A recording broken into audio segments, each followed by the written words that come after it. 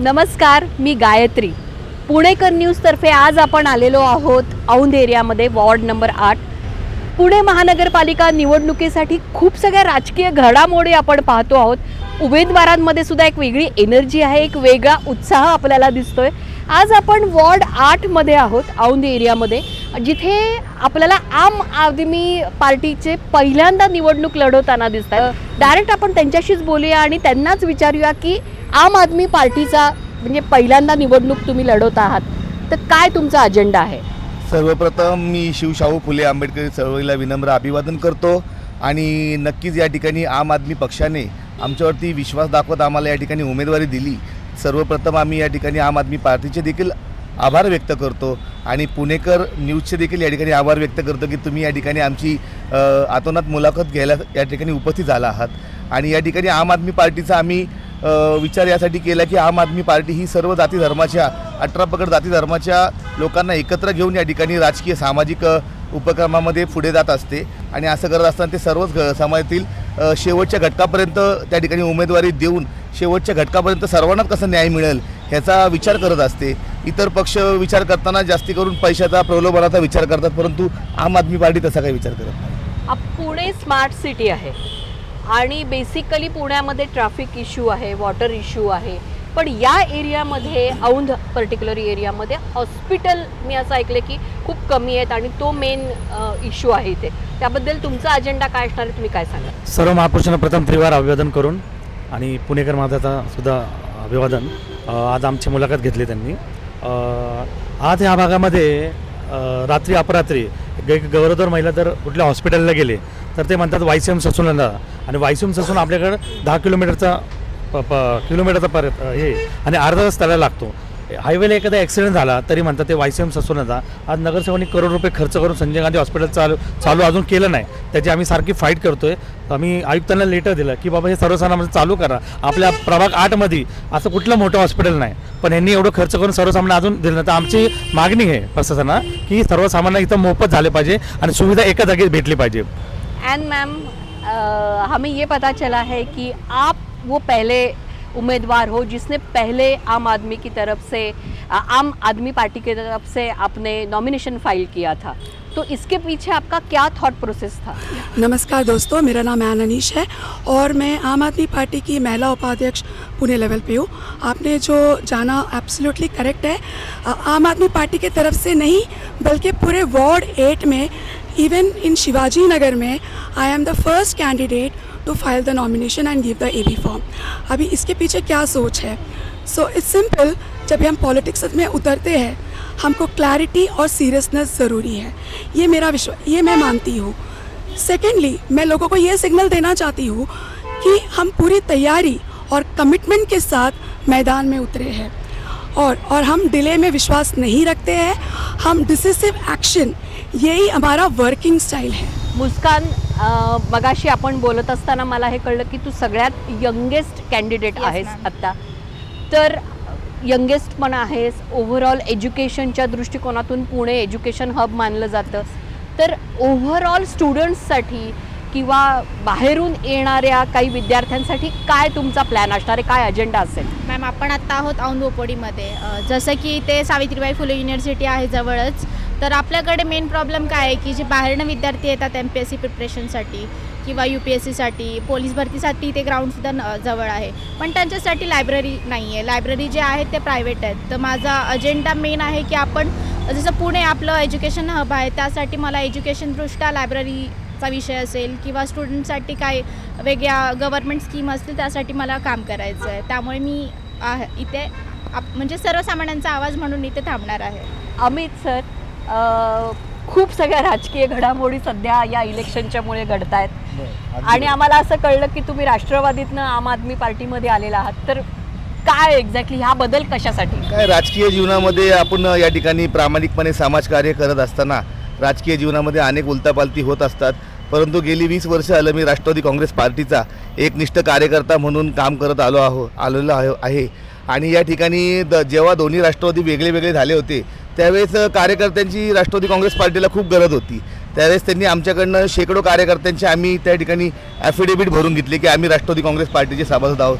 सभासद नोंदण्या वगैरे करून घेतल्या. ज्यावेळेस पक्षाला आमची गरज होती त्यावेळेस आम्ही पक्षासाठी धावून गेलो. पक्षाचे आम्ही बोलेल ते आदेश मान्य केले. रस्त्यावर उतरून अगदी निदर्शने आंदोलने केली. त्या ठिकाणी आम्ही अगदी रेल्वे रोको देखील पुन्हा स्टेशनला केलं होतं. कोविडमध्ये आम्ही पक्षाचे पूर्ण आदेश पाळून जीव धोक्यात घालून आम्ही पक्षाच्या माध्यमातून खूप राष्ट्रवादी काँग्रेसचं नाव लौकिक करण्याचा प्रयत्न केला. या ठिकाणी राष्ट्रवादी काँग्रेस पार्टी जेव्हा वेगळं झालं त्यावेळेस या ठिकाणी लोकांचा अतिशय रोष होता नाही का पक्षावरती, की तो तुम्ही त्या ठिकाणी हे केलं, गद्दारी केली, असं केलं तसं केलं. कार्यकर्ता भेटायला तयार नव्हता, परंतु आम्ही या ठिकाणी आमच्या बेसिसवरती 70 लोकांची टीम तयार केली. या ठिकाणी राष्ट्रवादीला चांगले दिवस आणले आणि समाजकार्यातनं आणि लोकांच्या सेवेतनं एक सत्ताधारी पक्षाचा वापर कसा करून घेतात, लोकांचं कसं हित जोपासायचं ते आम्ही जोपासलं. नागरिकांची कामं केली आणि या ठिकाणी मागच्या काही दिवसापूर्वी घडामोडी घडल्या. BJPचे जे नगरसेवक होते ते 3 नगरसेवक होते BJPमध्ये. त्या तिन्ही नगरसेवकांना या ठिकाणी राष्ट्रवादी पक्ष या ठिकाणी हातबल झाला. त्यांना ओपनचे उमेदवार मिळत नव्हते. मी SC मधनं इच्छुक होतो आणि त्या ठिकाणी OBC मधनं पण एक उमेदवार इच्छुक होता, परंतु मी गरीब कुटुंबामधनं असल्यामुळं आणि त्यांच्याकडे 3 नगरसेवक पक्षामध्ये आयात गेल्यामुळं त्यांनी आमच्या 2 गरीब OBC आणि SC कुटुंबातील कार्यकर्त्यांनी त्यांनी विचार नाही केला आणि त्यांनी त्या ठिकाणी ते 3 नगरसेवक आणि त्यांच्याबरोबर एक आयात असं त्यांनी 4 जणांचा त्या ठिकाणी पॅनल तयार केला आणि त्यांनी त्यांचा पक्ष तिकडे वाढवण्याचा प्रयत्न केला. परंतु या ठिकाणी आम आदमीच्या पार्टीच्या लक्षामध्ये येतात त्या ठिकाणी त्यांनी आम्हाला संधी देण्याचं काम केलं आणि खरोखरच मी त्यावेळेस बघितलं की आम आदमी पार्टी हा संधी देताना विचार करतोय. या ठिकाणी आमच्या ॲनी मॅडम आहेत, ते त्या ठिकाणी औंधमध्ये राहतात. त्या ठिकाणी ते ख्रिश्चन समाजामधनं आहेत, तर त्या ठिकाणी त्यांच्या मागं त्यांनी त्या ठिकाणी खूप कामं केलेली आहेत. या ठिकाणी ख्रिश्चन समाजाला न्याय देण्याचा प्रयत्न केला आहे. आज बोपडीमध्ये काँग्रेस असो, भाजपा असो, राष्ट्रवादी असो, हे 4च प्रमुख पक्षांनी या ठिकाणी निवडणूक लढवत आहेत, परंतु कुठल्याही प्रमुख पक्षाने या ठिकाणी मुस्लिम समाजाला त्या ठिकाणी न्याय देण्याचा प्रयत्न नाही केला. मुस्लिम समाजाची आत्तापर्यंत मतं लाटण्याचंच या ठिकाणी सर्व पक्षांनी काम केले, परंतु आम आदमी पार्टी हे या ठिकाणी मुस्लिम समाजाचा पण त्यांनी विचार केलेला आहे. बौद्ध समाजामधनं अतिशय गरीब कुटुंबातनं या ठिकाणी विकास चव्हाण आमचे आलेले आहेत, आमचे मुस्कांताई आलेले आहेत, ते उच्च शिक्षित आहेत, BSc झालेले आहेत. विकास चव्हाण चांगले एज्युकेटेड आहेत. या ठिकाणी विकास चव्हाण बौद्ध समाज, त्यांना पण त्या ठिकाणी आम आदमी पार्टी निश्चितपणे त्या ठिकाणी संधी देण्याचं काम करते. विकास चव्हाण यांच्या माध्यमातून गेली 7-8 वर्षाला आम आदमी पार्टीचे ते काम करतात. त्यांनी तळागाळापर्यंत नागरिकांची कचरा असो, वीज समस्या असो, शौचालयाच्या समस्या असो, पाणी समस्या असो, रस्त्याचे ट्रॉफिक असो, खड्डे असो, पावसाळ्यामध्ये घरामध्ये शिरणारं पाणी असो, ते त्यांनी सोडवण्याचा प्रयत्न केला आहे. निश्चितपणे मी देखील राष्ट्रवादी काँग्रेसमध्ये असताना नागरिकांच्या सर्व समस्या, ड्रेनेज तुंबलेले असायचे, घरामध्ये पाणी यायचं, रस्त्याला खड्डे असायचे, वीज बंद असायची, चोऱ्या मारांचं प्रमाण, गुन्हेगारीचं प्रमाण असायचं, हॉस्पिटलचे प्रॉब्लेम होते, संपूर्ण समस्या होती. आम्ही काम केले त्या ठिकाणी. या ठिकाणी मागच्या वेळेचे कोणीही नगरसेवक 10-10 वर्ष नगरसेवक राहिले, उपमहापौर राहिले, परंतु कोणी देखील या ठिकाणी लक्ष घालण्याचं काम नाही केलं आणि कोणी देखील समाजसेवा म्हणून केली नाही. सर्वांनी या ठिकाणी आपलं आपलं घर भरण्याचंच काम केलं आहे आणि अशाच लोकांना या ठिकाणी विविध पक्षांनी संधी देण्याचं काम केलेलं आहे. आता BJPचे उमेदवार बघितले तर ते फार 4ही उमेदवार आर्थिकदृष्ट्या त्यांनी विचार करून दिलेले आहेत. राष्ट्रवादींनी पण आर्थिकदृष्ट्याच विचार करून दिलेले आहेत, परंतु काम करणाऱ्याला या ठिकाणी कुठल्या पक्षाने संधी दिली नाही. आणि या ठिकाणी लोकशाहीमध्ये जनतेला कामं महत्त्वाची असतात. नागरिक या ठिकाणी लालच दाखवल्यानंतर मागं फिरतात, रॅल्या वगैरे करतात, परंतु त्यांची जी मुख्य समस्या असती त्या ठिकाणी निश्चितपणे असा जो आम आदमी पार्टीसारखा नॅशनल पक्ष आहे तो या ठिकाणी आता पुण्यामध्ये मैदानात उतरला आहे. जवळजवळ 120पेक्षा जास्त त्यांनी त्या ठिकाणी नवीन उमेदवारांना संधी दिल्या. याच्यासाठी पण गट्स लागतात, डेअरिंग लागती. आज या पक्ष मोठमोठे BJP सारखे पक्ष आहेत, राष्ट्रवादीसारखे पक्ष आहेत, त्या पक्षाला टप देणं या ठिकाणी तोंडाची गोष्ट नाही. चांगले चांगले लोक घाबरतात, पण आम आदमी पार्टी त्या ठिकाणी घाबरली नाही आणि आमच्यासारखे डॅशिंग कार्यकर्ता संधी दिली त्याबद्दल आम्ही त्यांचे पण आभार मानतो. धन्यवाद. विकास सर, आता आपण ट्रॅफिक मुद्दा आहे, पाणी आहे, कचरा आहे, हे मुद्दे तर महत्त्वाचेच आहेत, पण पुण्यामध्ये ओव्हरऑल फक्त पुण्यातच नाही सगळीकडेच जॉब हा एक मोठा प्रॉब्लेम आहे की कट ऑफ होत आहेत, नोकऱ्या जात आहेत लोकांच्या. तर त्या अनुषंगाने नवीन पिढीला तुम्ही जॉब किंवा व्यवसायाच्या दृष्टिकोनातून काय मदत करणार आहात? आता मॅडम, हा प्रभागात औंध बोपडी हा पूर्ण हा कामगार वर्ग आहे. इथं सगळे महिला घरकाम वगैरे करतात, मुलं काही काम करतात, तर इथं नोकरीचा खूप प्रॉब्लेम आहे. तर मी आज 4000पेक्षा जास्त लोकांना निस्वार्थपणे रोजगार मिळवून दिला. आज 8.5 वर्षाला आपल्या वस्ती भागामध्ये कुठलाही नगरसेवक आला नाही. जे चारही पॅनल आहे एकही नगरसेवक आले. रोजगारचा खूप प्रॉब्लेम आहे. प्रत्येक घरामध्ये कोविडमध्ये लोकांचे खूप हाल चालले होते. तर एकही नगर वस्तीत आलं नाही की कोणाला विचार नाही की कोण नोकरीला आहे, कोणाची काही लाईट बिलचे इश्यू आहे, घरात काय आहे का, असं विचार नाही आला. पण आता इलेक्शनच्या माध्यमातून वारंवार वस्तीमध्ये चक्र चालू आहे. तर माझी तेच वाटचाल आहे की भविष्यात आम आदमी पार्टीने मला संधी दिली तर मी नोकरीच्या माध्यमात प्रत्येकाला चांगली नोकरी देऊ शकतो आणि त्याचं घर चूल पेट असं मी कार्य करणार आहे. यहाँ पे ओवरऑल अभी फीमेल सेफ्टी या फीमेल से रिलेटेड बहुत ज़्यादा प्रॉब्लम आते हैं. रात को वो घूमने के लिए उनको प्रॉब्लम आते हैं. समटाइम्स स्ट्रीट लाइट भी नहीं होते हैं और यहाँ पे बहुत ज़्यादा आईटी क्राउड भी है, तो वो नाइट को उनको भी ट्रैवल करना पड़ता है. तो फीमेल सेफ्टी से रिलेटेड आप क्या एक्शन लेना चाहोगे अगर आप आते हो तो? सो मैडम आपने एकदम करेक्ट बोला. मी बीइंग अ वुमेन, मैं एक वुमेन हूँ और वुमेन वाइस प्रेसिडेंट. तो सबसे पहला ये लाइट अगर हम आते हैं कि हम पूरे लाइट ये ऑपरेशनल होंगे. अभी जो लाइट है फंक्शनल नहीं है. So first is all the light on the street should be fully lit. Second is CCTV अभी भी है बट ऑपरेशनल है, वी डोंट नो.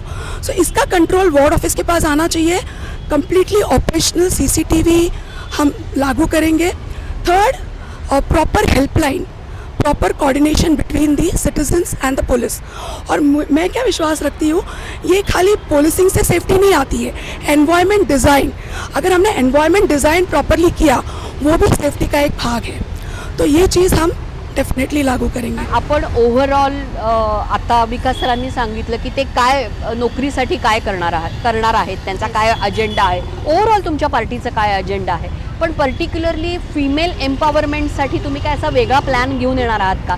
कारण कसं आहे की इथे शिकायला येणाऱ्या बऱ्याचशा, पुणे हे एज्युकेशन हब आहे आणि त्यामुळे छोट्या छोट्या सिटीतनं बऱ्याच मुली इथे शिकायला येतात. तर त्यांच्या सुरक्षिततेविषयी तर मॅडम बोलल्या, पण पुन्हा त्यांना एम्पॉवर करण्यासाठी, त्यांना स्मॉल स्केल बिझनेससाठी काही वेगळा अजेंडा आहे तुमच्या डोक्यात? येस मॅम आहे आणि आपण त्यावर कामसुद्धा करतो आहे. आपण प्रत्येक महिन्याला वेगळी बॅच घेतो आहे. म्हणजे सत्ताधारी नसताना सुद्धा आपले काम चालू आहे. आपण मेहंदीचे क्लास झाले, नेल आर्टचे झालेत, जरियारी वर्क आहेत, म्हणजे ज्वेलरी मेकिंग आहे, फ्लोरल ज्वेलरी मेकिंग आहे, असे भरपूर क्लासेस आपले आता चालू आहेत. आणि सांगताना इतका अभिमान वाटतो की त्यातल्या काही महिला आहेत त्यांनी स्वतःचे ब्युटी पार्लर स्टार्ट केलेत बोपोडी एरियामध्ये. काही जणी नथ वगैरे बनवतात, त्याच्या ऑर्डर्स घेतात आहेत. म्हणजे महिला सक्षमीकरणासाठी आपण प्रयत्न करतोच आहे. पण जर आपण इन फ्युचर जर सत्तेत आलोच तर त्यासाठी नक्कीच भरपूर प्रयत्न करणार. जसं लाईट हाऊसच्या मार्फत पण आपण क्लासेस घेतो आहे. यश फाउंडेशन असेल, त्यांची हेल्प आपल्याला जास्त होते. त्यांच्या अंडर आपल्याला फ्री किटसुद्धा महिलांना आपण देतो आहे, ज्याने त्यांना कमी खर्चात त्यांचं हे असेल, जे काही ऑर्डर्स त्यांना कंप्लीट करता येतील तसं आपण सहकार्य करतो आहे त्यांना. आपण तुम्हाला सगळ्यांना एक कॉमन प्रश्न की आम आदमी पार्टी पहिल्यांदा पुण्यामधनं निवडणूक लढवते, तर तुम्हाला कॉम्पिटिशन पण खूप आहे. तुम्ही आत्ताच राष्ट्रवादीबद्दल बोलला, भाजपबद्दल पण बोललात ओव्हरऑल. तर तुम्हाला सगळ्यांना का निवडून द्यावं जनतेने? आम आदमी पक्षाकडं एक खूप छान असं विजन आहे. त्यांचं विजन आहे की मोफत शिक्षण मिळावं, गल्ली मोहल्ल्यामध्ये या ठिकाणी क्लिनिक असावं मोफत, रस्ते सुसज्ज असावे, ट्रॉफिकची समस्या नसावी, गुन्हेगारी नसावी. खूप चांगला त्या ठिकाणी त्यांचा अजेंडा आहे. मला असं वाटतं की या ठिकाणी 1 बाय 1 बघितलं तर काँग्रेस पक्षाने ना फक्त बोपडी गावामध्ये 4 उमेदवार दिलेले आहेत. त्याच्यामुळं निश्चितपणे त्यांनी तिकडं Bhoytechawl, Manajibag, Dabarchawl, Adinath, Indira, railway gate number 20, Mumbai Pune road, Chikhalwadi या भागातले उमेदवार दिलेले नाही आहेत. त्याचा फटका निश्चितपणे काँग्रेस पक्षाला बसणार. भारतीय जनता पार्टीचं बघितलं गेलं तर भारतीय जनता पार्टीने एक उमेदवार संपूर्ण बाहेर म्हणजे प्रभागाच्या बाहेरचा उमेदवार दिलेला आहे. त्याच्यानंतर मग दुसरा उमेदवार बघितलं तर औंध गावातला उमेदवार आहे. तो औंध गावातला उमेदवार पण त्या ठिकाणी निश्चितपणे नवीन आहे. तर त्या ठिकाणी त्यांचं या ठिकाणी काही जास्त हे नाही आहे. आणि बाकीचं 2 उमेदवार आपल्या इकडले दिलेले आहेत त्यांनी बोपडीतले. त्याच्यामुळे त्यांना पण जास्त निश्चितपणे काही एवढं यश मिळेल असं मला काही वाटत नाही. राष्ट्रवादी काँग्रेस पार्टीचं बघितलं गेलं तर ते ओरिजिनली राष्ट्रवादी काँग्रेस पार्टीचे नाहीच आहेत. ते सगळे BJPतनं आलेले आहेत. एक उमेदवार काँग्रेसमधनं आलेला आहे. त्या ठिकाणी त्यांच्या राष्ट्रवादी काँग्रेसमध्ये जे आलेले आयात उमेदवार आहेत त्या उमेदवाराला सारखं इकडून तिकडून उड्या मारायची सवय आहे. त्यांचं पहिलं काँग्रेसमध्ये होते, कधी शिवसेनेमध्ये गेले, कधी मनसेत गेले, आता BJPमध्ये गेले, BJPला त्यांनी हे केलं आणि आता राष्ट्रवादीमध्ये आले. त्या ठिकाणी त्यांनी सारखं त्यांचं वक्तव्य असायचे, सगळे जातीवादी वक्तव्य असायचे. त्यांनी प्रत्येक वेळेस त्या ठिकाणी मागासवर्गीय अन्याय करायचा त्यांचा प्रतोगंड असतो. मागच्या वेळेस त्यांच्याबरोबर आलेले निवडून आलेले होते मागासवर्गीय, त्यांनी त्या ठिकाणी हे करून दबाव टाकून कट करून टाकलं त्यांचं तिकीट, ते दुसऱ्या पक्षात गेले. आता या ठिकाणी मागासवर्गीय चेहरा उपवापर केलं, तिथं त्यांनी उठवलं होतं की नको आम्हाला हा उमेदवार, नको आम्हाला अरे लोक तिकडे काम करतात, मागासवर्गीय दरवेळेस अन्याय करायचं काम करत हे नगरसेवक लोक या ठिकाणी त्यांना डावलण्याचा प्रयत्न केला. आता नवीन मागासवर्गीय हाताला धरलं, निश्चितपणे त्यांचा वापर करून घेतील, त्यांना पण नेक्स्ट टाइम डावलण्याचा प्रयत्न करतील. नेक्स्ट टाइम नवीन मागासवर्गीय असेल. या ठिकाणी ओपनमधनं जे उमेदवार आहेत, 3 उमेदवार ओपनमधनं आहेत, जे उच्चभ्रू ह्याच्यामधनं आलेले आहेत, समाजातनं आलेले आहेत. मी मागासवर्गीय समाजातनं त्यांच्यामध्ये उभा राहिलेलो आहे आणि निश्चितपणे मी माझ्या कामाच्या बळावर उभा राहिलेलो आहे. आणि सर्व जाती धर्माला एकत्र घेऊन आणि 18 पगड जाती धर्माला एकत्र घेऊन कुठल्याही जातीपातीचं राजकारण न करता विकासाचं राजकारण करण्याचा या ठिकाणी आम्ही प्रयत्न करणार आहे. आणि निश्चितपणेच या ठिकाणी आमच्या मुस्कान दिदी आहेत, मुस्लिम समाजाला कुणी उमेदवार न दिल्यामुळं मुस्लिम समाजाचे 13,000 वोटिंग आहेत, त्यांनी निश्चितपणे त्या ठिकाणी चांगल्या बऱ्यापैकी मतदान मिळवतील. आमच्या ॲनी मॅडम आहेत, ते ख्रिस्ती समाजातले आहेत, तिथं देखील कुठल्याही पक्षाने ख्रिस्ती समाजाला उमेदवारी दिलेली नाही. निश्चितपणे तो पण विचार केला जाईल आणि त्यांनी खूप मोठ्या प्रमाणामध्ये मतदान घेतील. विकास चव्हाण आमचे बौद्ध समाजातनं आहेत, त्यांनी त्यांच्या कामाच्या जीवावर आणि त्यांनी पण निश्चितपणे या ठिकाणी खूप मोठे मतदान घेईल. मी होलार समाजाचा आहे, आमच्या समाजाची 3,500 वोटिंग आहेत. पुणे आत्तापर्यंत आम्हाला पुणे शहरामध्ये पक्षाने कुठली संधी दिली नाही, तो निश्चितपणे विचार केला जाईल आणि माझ्या कामाच्या जीवावर मला मतदान चांगले पडले. आम्ही प्रत्येकी जर का कमीत कमी 5-5 हजार जरी मतदान घेतले तर आम्ही 20,000 पेक्षा वर जातो. येणारा कॅन्डिडेट 15,000 पर्यंत थांबणार आहे. आम आदमी पार्टी 20,000 पर्यंत जाईल. त्यामुळे आम आदमी पार्टीला आता कमी नाही समजायचं, कारण की सलमान खानच्या एक पिक्चरमध्ये डायलॉग आहे, आम आदमी सोता हुआ शेर है, उंगली मत करने तो चीर फाड़ देंगे. आम्ही चीर फाड़ देंगे हे का बोलतोय? आम्ही मतदानाच्या स्वरूपातनं जनता चीर फाड़ देंगे. जनता यांची हाकलपट्टी करेल. राजकारणामध्ये अशा विकृती आणि घाणेरड्या बुद्धिमत्तेचे लोक खूप आलेले आहेत. राजकारणामध्ये कचरा झालाय. हा कचरा साफ करण्यासाठी आम्ही झाडू हातामध्ये घेतलाय. संत गाडगे बाबांनी या ठिकाणी समाजातला कचरा साफ केला, सगळीकडे स्वच्छता अभियान राबवलं. आम्ही राजकारणातला कचरा साफ करू आणि समाजाला नक्कीच एक प्रेरणादायी विकासाचं अजेंडा समोर ठेवू. धन्यवाद. आम आदमी पार्टी तर रेडी आहे, पण आम जनता आम आदमी पार्टीला कितपत वोट देईल हे येणारा काळच ठरवेल. जनतेतर्फे पुणेकर न्यूज प्रश्न विचारत राहील. अशाच काही वेगवेगळ्या उमेदवारांना आपण भेटणार आहोत आणि जाणून घेणार आहोत त्या वॉर्डाचे प्रश्न. बघत रहा पुणेकर न्यूज.